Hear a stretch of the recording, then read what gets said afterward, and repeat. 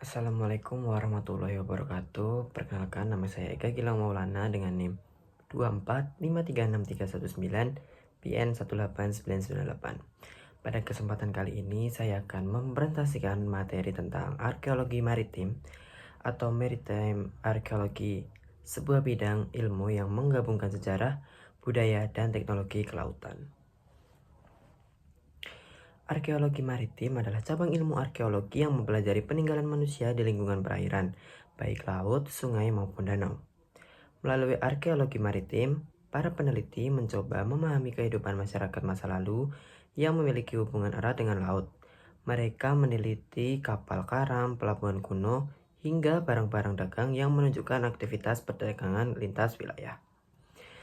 Indonesia sendiri dikenal sebagai negara maritim yang sejak dahulu kala telah menjadi jalur perdagangan penting antara Asia dan Timur Tengah. Melalui arkeologi maritim ini, kita bisa melihat bagaimana nenek moyang kita berlayar, berdagang, dan berinteraksi dengan bangsa lain. Misalnya, penemuan kapal Cirebon dan kapal Belitung membuktikan bahwa sejak abad ke-9, wilayah Indonesia telah menjadi bagian dari jaringan perdagangan global yang menghubungkan Tiongkok, India, dan juga Arab.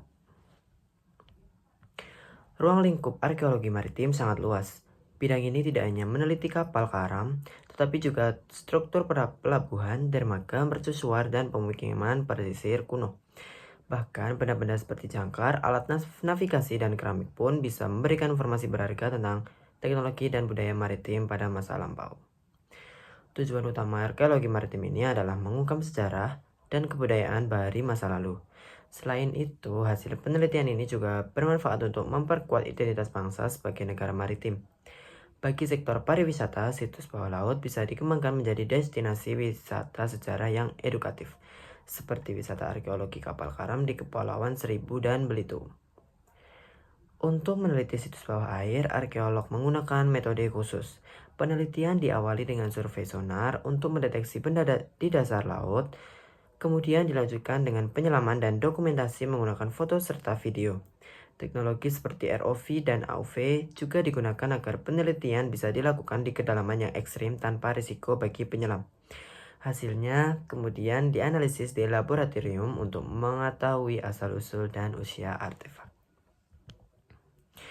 Namun, arkeologi maritim juga menghadapi berbagai tantangan. Kondisi laut yang dalam dan berarus kuat menyulitkan penelitian. Biaya operasional tinggi dan minimnya tenaga ahli juga menjadi hambatan. Selain itu, penjarahan artefak bawah air masih sering terjadi, sehingga diperlukan regulasi dan pengawasan yang ketat. Karena itu, konservasi menjadi aspek penting. Situs bawah air perlu dilindungi sebagai warisan budaya nasional. Kolaboratif antar lembaga seperti arkeolog, akademis, dan lembaga kelautan sangat diperlukan. Edukasi kepada masyarakat juga penting agar kita semua sadar akan nilai sejarah laut yang luar biasa. Sebagai negara kepulauan yang besar, Indonesia memiliki potensi luar biasa dalam bidang arkeologi maritim. Dengan menjaga dan meneliti warisan bawah laut, kita tidak hanya mengenang masa lalu, tetapi juga memperkuat identitas kita sebagai bangsa bahari. Kesimpulannya, arkeologi maritim ini membuka jendela baru untuk memahami sejarah peradaban laut.